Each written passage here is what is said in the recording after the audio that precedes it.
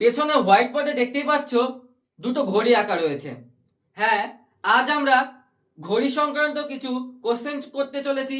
সামনেই আমাদের group D রয়েছে, এখান থেকে একটা থেকে দুটো কোশ্চেন অবশ্যই দেখতে পাবে। তোমরা সবাই জানো ঘড়িতে তিনটে কাঁটা হয়, ঘন্টার কাঁটা, মিনিটের কাঁটা এবং সেকেন্ডের কাঁটা। আমাদের পরীক্ষার জন্য গুরুত্বপূর্ণ হলো মিনিটের কাঁটা এবং ঘন্টার কাঁটা। সেকেন্ডের কাঁটা থেকে কোনো রকম কোনো কোশ্চেন আসে না। চলো আজকে আমরা শিখতে চলেছি, ধরো 12টা 15 বাজে, তাহলে ঘড়ি দুটো কাঁটাতে মানে মিনিটের কাঁটা এবং ঘন্টার কাঁটা কত ডিগ্রি কোণ উৎপন্ন করেছে। চলো যদি কোণ উৎপন্ন বলি, এখানে একটা কোণ দেখতেই পাচ্ছি আমরা, বাইরেও একটা কোণ উৎপন্ন হয়, বাইরেও একটা কোণ উৎপন্ন হয়। তাহলে এই ক্ষেত্রে তাহলে এখানে একটা কোণ উৎপন্ন করছে এবং এখানে একটা কোণ, তাহলে এই কোণগুলোর মান কত, এই মান বের করার জন্য আমি একটাই মানে বলবো, ফর্মুলা বলবো। ওই ফর্মুলা সারা জীবন যদি মনে রাখতে পারো, এই ধরনের কোন রকম কোনো কোশ্চেন তোমার আটকাবে না, পরীক্ষায় 100% নাম্বার পাবে। চলো এই ফর্মুলাটা কি, ফর্মুলাটা হলো 68 ডিফারেন্স বাই 11m/2। এই ফর্মুলাটা যদি তুমি মনে রাখতে পারো, এইসব ধরনের সব অঙ্ক তোমার কমপ্লিট হয়ে যাবে। চলো এবার আমাদের কোশ্চেনের দিকে যাওয়া যাক। কোশ্চেনটা কি বলেছে, বলেছে 4:40 সময়ে একটি ঘড়ির কাঁটা কত, ঘড়ির কাঁটাগুলি কত কোণে অবস্থান করে। তাহলে আমরা কি বলেছিলাম, সূত্রটা কি, 68 ডিফারেন্স 11m/2।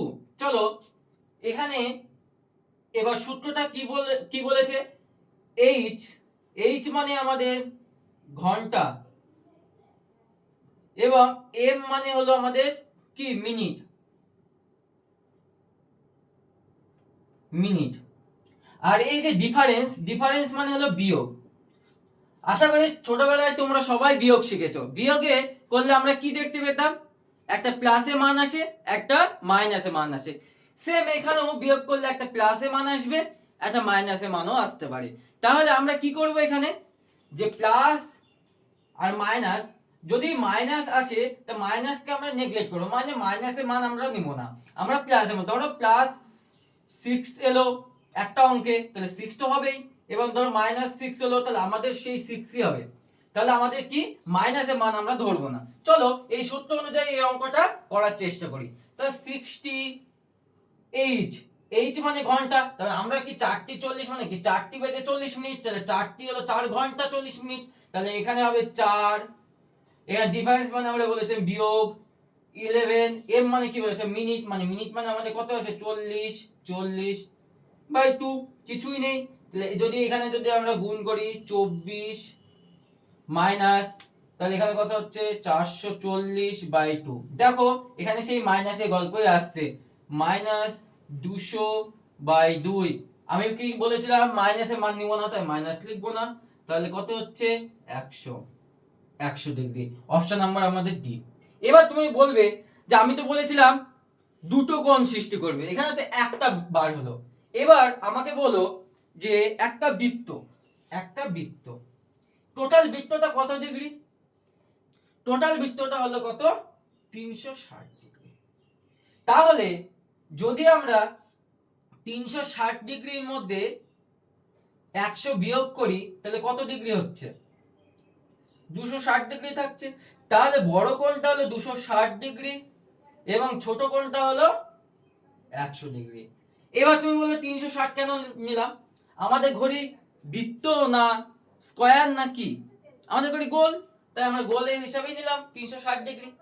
তাহলে এরকম ভাবে হলো। চলো আরেকটা কোশ্চেন দেখি কি হয়। এবার পরবর্তী কোশ্চেনটা কি বলেছে দেখি, 4:20 সময়ে ঘড়ির মিনিটের কাঁটা এবং ঘন্টার কাঁটার মধ্যবর্তী কোণ কত।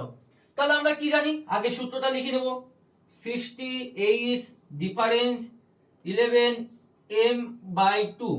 তাহলে সেম ভাবে আমরা করব, তাহলে 60 ইনটু এইচ মানে এম, এইচ মানে ঘন্টা, তার মানে 4 ঘন্টা 20 মিনিট বলতে পারি। তাহলে 4 ডিফারেন্স 11m, এম মানে কত 20/2।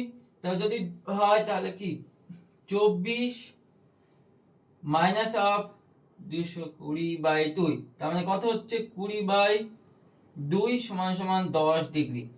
10 ডিগ্রি আমাদের উত্তর। যদি অঙ্কগুলো ভালো লেগে থাকে তাহলে একটা লাইক এবং সাবস্ক্রাইব করে আমার চ্যানেলের পাশে থাকবে। ঘড়ির আরও অনেকগুলো টাইপ রয়েছে, যদি ওইগুলো তোমরা দেখতে চাও তাহলে আমাকে কমেন্ট বক্সে বলো, আমি এর পরবর্তী টাইপটা তোমাদের সামনে নিয়ে হাজির হব। ধন্যবাদ।